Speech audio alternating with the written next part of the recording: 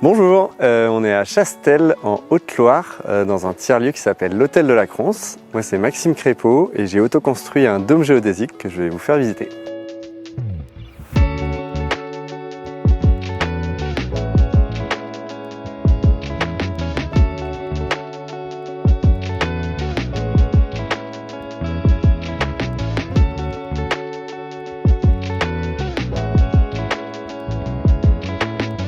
On était 4 amis au moment du confinement à se poser pas mal de questions, comme beaucoup je pense. Et puis on s'est mis en tête de regarder les petites annonces. On a regardé Le Bon Coin avec comme recherche, on voulait minimum 1 hectare de terrain. On voulait un bâti dessus où on pouvait arriver et pouvoir dormir à l'abri. Et puis à moins de 100 000 €. Et du coup on a trouvé cet hôtel après quelques mois de recherche, quelques visites aussi. Et donc on l'a acheté à 4, on s'est mis en association et pas en SCI pour le simple but de ne pas faire de bénéfices ou de ne pas chercher que ce projet ramène de l'argent à un moment donné. Et on a acheté ça à 80 000 € avec 6 hectares de terrain au final, donc on était dans le plan.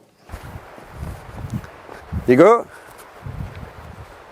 qu'est-ce que tu fais dans le dôme? Allez, descends. Au début, on s'est tous installés dans l'hôtel. Il y a 11 chambres dans l'hôtel, on les a retapées petit à petit. Et puis il se trouve que c'est un lieu collectif, il y a pas mal de vie, on a souvent des amis qui viennent y dormir, même des personnes étrangères, autres. Et nous, on voulait un peu plus d'intimité avec ma copine. Et donc on s'est construit ce dôme. L'idée c'était un peu au début de se faire une cabane. Ça a commencé par juste des montants. Puis après c'est devenu une maison parce que je me suis dit que ça allait être pas mal. Donc ça a mûri pendant la construction. J'ai mis 1 an et demi en gros pour la construction de ce dôme. Mais il y a facilement 1 an de recherche. Où en fait rien qu'expérimenter des plans qu'on trouve sur internet. On trouve tout sur internet mais ça prend du temps à regarder. Et puis en parallèle de ça, il y avait le projet de l'hôtel, la rénovation, des petits boulots à droite à gauche, et du coup il fallait mixer avec tout ça. Là le plancher ça a été un peu particulier, c'est que je me suis adapté au terrain, on est sur un caillou, on est sur un rocher, et j'ai juste fait des trous de 20 cm, j'ai mis une tige filetée dedans, donc il n'y a pas d'ancrage, on est juste posé. Et c'est aussi pour ça que c'est un habitat léger, c'est démontable, et il n'y a pas de fondation, on pourrait complètement tout enlever. Et donc j'ai fait mon plancher. Ça m'a pris 2 mois et ensuite j'ai fait un chantier participatif. J'ai invité des gens à venir ici. On était 10 plus les 5 personnes qui vivaient à l'hôtel, donc on était 15. Et en une journée, on a monté le dôme. Donc là, ce qu'on peut voir déjà, c'est le contrepoids de la porte. La porte d'entrée que j'ai choisi de faire vers le bas. J'ai utilisé la pente du terrain pour ça. C'était pas prévu au début. Et puis au final, ça marche plutôt bien. On voit que ça monte et ça me sert de contrepoids et ça permet de garder la chaleur puisque là quand on l'ouvre la chaleur monte et du coup on n'a pas trop de froid qui rentre. Donc ça c'est bien, on est quand même à 900 mètres d'altitude et c'était vraiment l'intérêt, c'était d'avoir toujours chaud ici. On y arrive plutôt bien. On a mis un meuble central pour pouvoir tourner autour vu qu'on est dans un espace rond. C'est plutôt compliqué à meubler au final. Donc c'est soit faire du meuble soi-même, du meuble sur mesure, soit mettre des meubles en place centrale et puis tourner autour. Et après, tous les autres meubles ont été faits dans l'atelier à Chastel, avec soit du bois rond, donc, qui vient directement de la forêt, soit, ça c'est les restes de planches qui ont servi à la fabrication du plancher. Donc voilà, on a fabriqué le lit avec ma chérie. Le petit bureau a été fait aussi avec du bois de récup qui était déjà là. Après j'ai fait une fenêtre qui est au-dessus du lit. L'idée c'est vraiment d'avoir la tête dans les étoiles quand on dort. C'est la seule fenêtre qui s'ouvre. Ça pourrait être à modifier, c'est-à-dire que j'en ferai bien une. En tout cas dans le prochain dôme, il y en aura une en point haut. Pour l'ouvrir, pour faire passer l'air chaud un peu. Là, au niveau du permis, ça a été un permis d'aménager pour résidence démontable à usage d'habitation permanente. Et donc j'ai fait ce permis pour tout le terrain. On pourrait déposer plusieurs résidences démontables comme celle-ci sur le terrain de 2000 m². Donc là, on est dans l'atelier associatif. Il y a plusieurs postes dans cet atelier, il fait 100 m². Et on peut voir là une pièce qu'on fabrique en stage notamment, en une semaine avec une équipe de 5 personnes.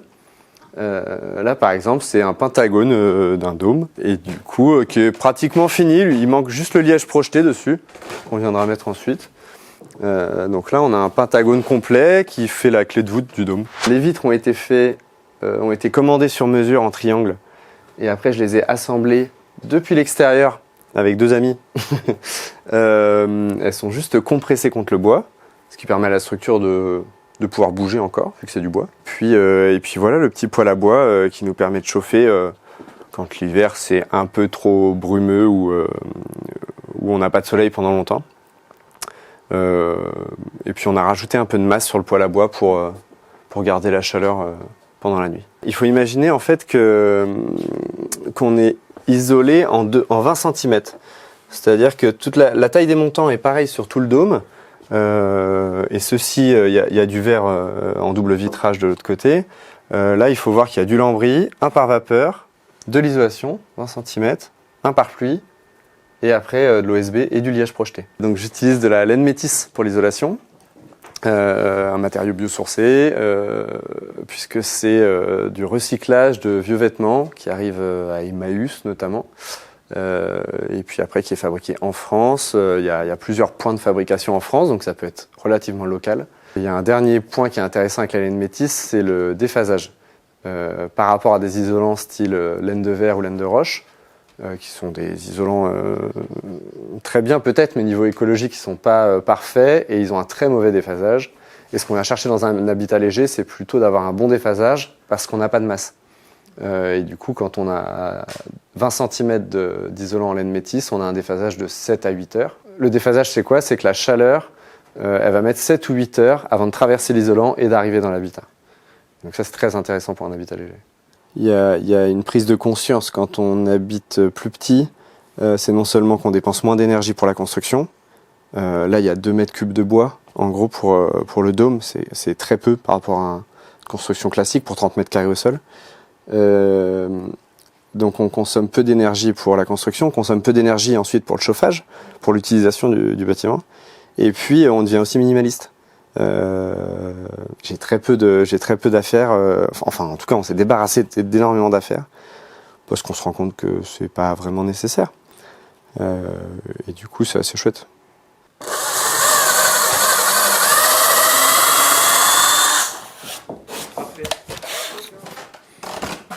Ah, c'est tranquille, hein, ni par la route d'ailleurs. On a nos toilettes sèches qui sont là, les toilettes sèches principales qui sont ici, avec des grosses réserves. On monte ici, on a toutes nos cuves de récupération d'eau à l'arrière, ça peut être intéressant.